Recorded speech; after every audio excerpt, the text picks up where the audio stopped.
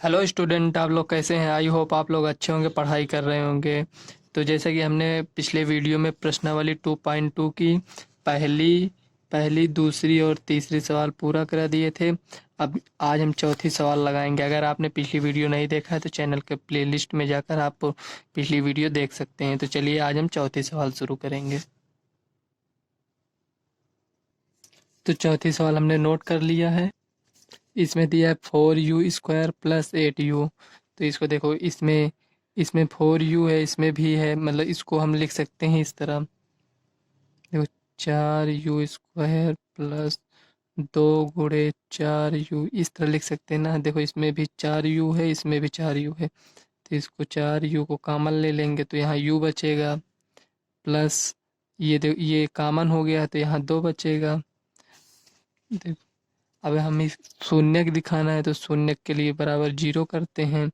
तो एक बार इसको दिखाएंगे 0 के बराबर, एक बार इसको दिखाएंगे u+2 बराबर 0। तो इसका u का मान 0 आ जाएगा और इसका u का मान -2 हो जाएगा। ये देखो, इधर प्लस में इधर आएगा तो माइनस में हो जाएगा। तो देखो, हमें u का 2 मान आया ना, तो एक को अल्फा मान लेंगे, एक को बीटा, यानी अल्फा बराबर 0 मान लेते हैं और बीटा बराबर -2। अब शून्यकों का योगफल दिखाते हैं। शून्यकों का योगफल, शून्यकों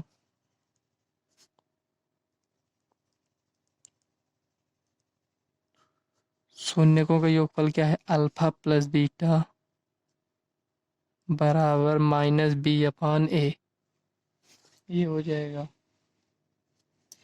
और अल्फा कितना है? 0। बीटा कितना है? -2 बराबर, इसमें b का मान कितना है? 8 है, तो -8। और a का मान कितना है? 4 है।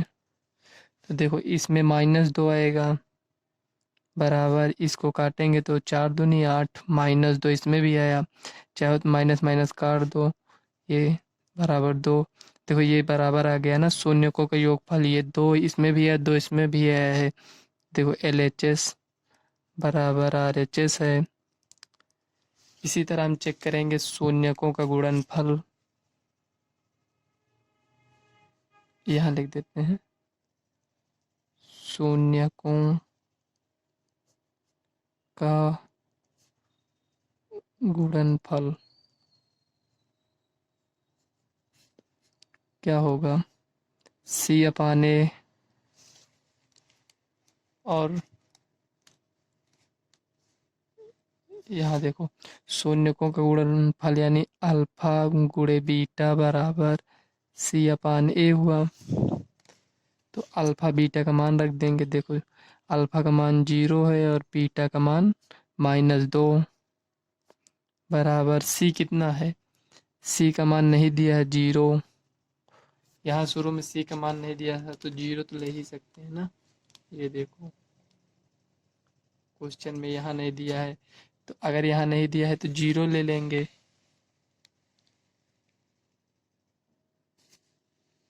और a का मान कितना है? 4 है, यानी इसका इससे गुणा करेंगे तो 0 बराबर 0।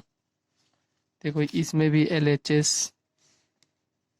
LHS बराबर RHS आया। यहाँ लिख देंगे प्रूव्ड, यानी सिद्ध किया गया। चौथी सवाल हो गई। अब चलिए पांचवी सवाल नोट कर लेते हैं। यहाँ पांचवी सवाल नोट कर लिए हैं। देखो, इसमें दिया है t² - 15। तो इसका हमें शून्यक दिखाना है, तो इसको हम लिखेंगे, यहाँ लिखेंगे हल। t² - 15 बराबर 0 हमें शून्यक दिखाना है, इसलिए ये इधर चला जाएगा तो t² बराबर 15। ठीक, टी ये स्क्वायर में इधर जाएगा, रूट में हो जाएगा, टी बराबर इधर जाएगा, रूट में होगा तो प्लस माइनस होता है रूट में, 15 हो जाएगा। तो टी का 2 मान आएगा, एक प्लस में आएगा, एक माइनस में आएगा। ठीक, तो टी बराबर इतना हो गया। और एक इसका मतलब ये होता है कि इसका प्लस में भी आएगा मान, इसका माइनस में भी आएगा। तो इसमें अल्फा और बीटा का मान 2 आएगा। अल्फा बराबर √15, बीटा बराबर -√15 ले लेते हैं और शून्यकों का योगफल निकाल लेते हैं।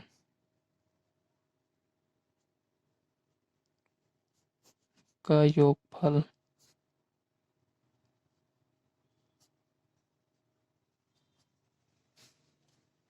अल्फा प्लस बीटा बराबर -b/a।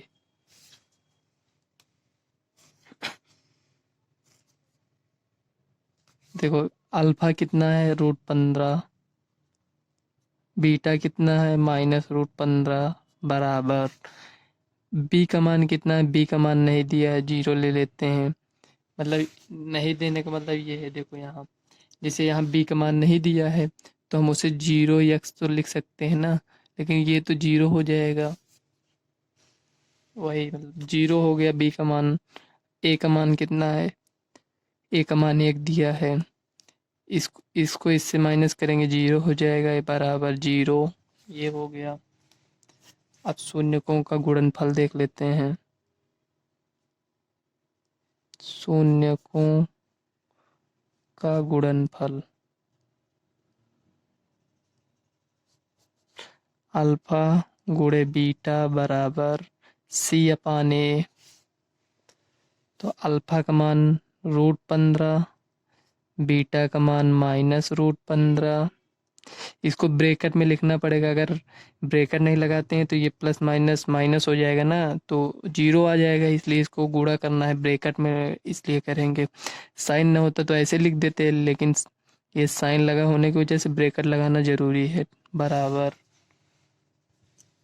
सी का मान कितना है -15, ए का मान 1 दिया है। जहाँ कुछ नहीं रहता वहाँ 1 मान लेते हैं, जैसे t² है तो वहाँ 1 मान लिए। देखो अब इसको गुणा करेंगे कितना आएगा, √15 गुणा करेंगे तो -15 हो जाएगा, रूट हट जाएगा बराबर इसमें -15।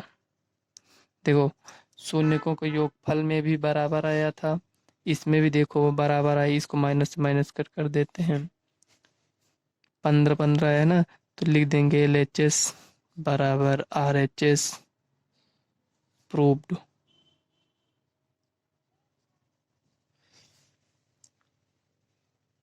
आशा करते हैं आप लोगों को सवाल समझ में आ रही होगी। तो चलिए देखते हैं 6वां सवाल, यहाँ नोट कर लेते हैं। इस सवाल को देखो, 3x² - x -4 है। तो इसका शून्य निकालने के लिए हमको पहले इसका गुणनखंड करना पड़ेगा। तो चलिए साइड में इधर गुणनखंड कर लेते हैं। यहाँ देखो, इसके पहले की वीडियो में हमने बताया, देखो हमें गुणनखंड करना है तो इसको इससे गुणा करेंगे तो 4×3 = 12x²। हमें ऐसे दो भाग में इसको तोड़ना है कि गुणा करने पर 12 आ जाए। मतलब दो संख्याएं हमें ऐसी चाहिए कि गुणा करें तो 12 आ जाए, और वो दोनों संख्याओं को जोड़ दें या घटा दें तो ये -x आना चाहिए। जैसे 12, दो संख्याएं लेकर हम 12 कैसे करेंगे, एक तो 6 दूनी 12, ये तो हो सकता है ना। एक 12 एक का नम 12, एक 4 3 12, तीन संख्या मिल गई ना। हमें इसमें देखना है कौन सी संख्या है हम यहाँ देखो, अगर इसको हम 6 और 2 8 करेंगे गलत हो जाएगा। 6 में 2 करेंगे 4 आ जाएगा, यहाँ नहीं होगा। 12 में 1 जोड़ देंगे 13 हो जाएगा, और 12 से 1 माइनस कर देंगे 11 हो जाएगा। सबका गुणा तो 12x², 12 तो आ रहा है, लेकिन इसमें देखो ये नहीं, इसमें ये भी आना चाहिए। इसमें देखो 4 3 12, 4 में से 3 गया, ये आ गया ना। अब देखो इसमें माइनस का साइन है तो बड़ी संख्या माइनस कर देंगे। समझ में आ गया होगा। तो चलो इसको, ये जो है इसको हम यहाँ लिख लेते हैं। इन ये दोनों का काम नहीं है, अब इसको हम समझाने के लिए ऐसा लिखे थे। ठीक, इसको लिख लेंगे। इसमें कौन सी संख्या में प्लस रखनी है कौन सी माइनस, यहाँ देख कर डिसाइड करते हैं। यहाँ ये माइनस है ना, तो बड़ी संख्या माइनस लगाते हैं। 3x² - 4x। अब यहाँ माइनस लगाएंगे प्लस, अगर यहाँ माइनस लगा देंगे तो जो दोनों जुड़ जाएगा, ये नहीं आएगा, इसलिए इसको प्लस करेंगे 3x माइनस 4। ठीक, देखो अब इसमें 4x है, इसमें 3x है, तो x इसमें भी है, x इसमें भी है, तो x कॉमन ले लेंगे। 3x माइनस 4, देखो 3x माइनस 4 है ना, इसको यहाँ लिख लेंगे। दोनों में सेम आना चाहिए, दोनों ब्रैकेट में, इसको यहाँ लिख लिए। उसके बाद यहाँ गुणा करेंगे, किस संख्या से यहाँ गुणा करेंगे, इतना आ जाए ये जितना है, तो 1 से गुणा करेंगे।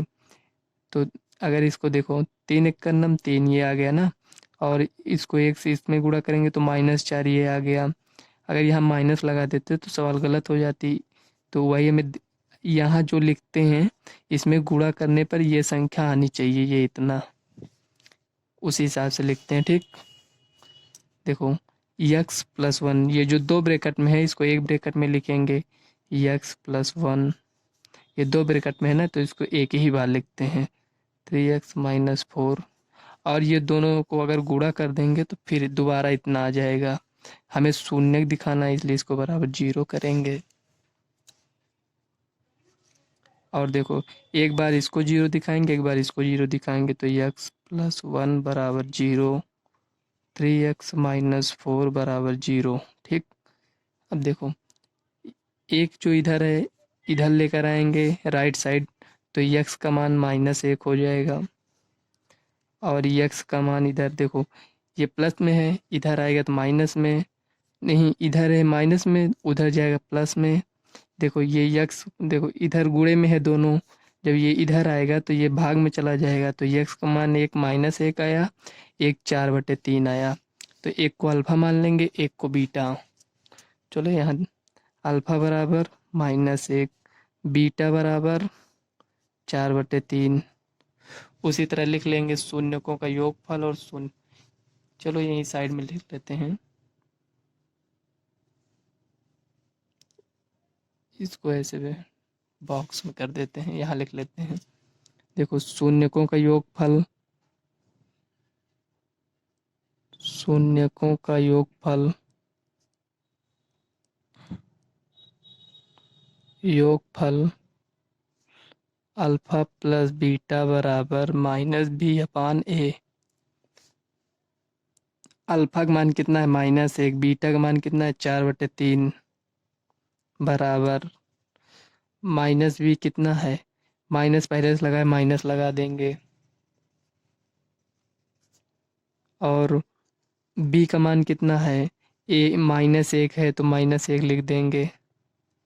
ठीक, बटे, और a का मान कितना है 3 है, इसका एलसीएम लेंगे तो 3 आएगा, और इसको इससे गुणा करेंगे 3 का नाम -3 +4 बराबर माइनस माइनस प्लस 1/3, 4 में से 3 गया 1/3, देखो दोनों बराबर आ गया ना। इसको नेक्स्ट पेज में लिख लेते हैं, देखो 1/3 बराबर 1/3 आ गया ना। अब शून्यकों का गुणनफल देख लेते हैं,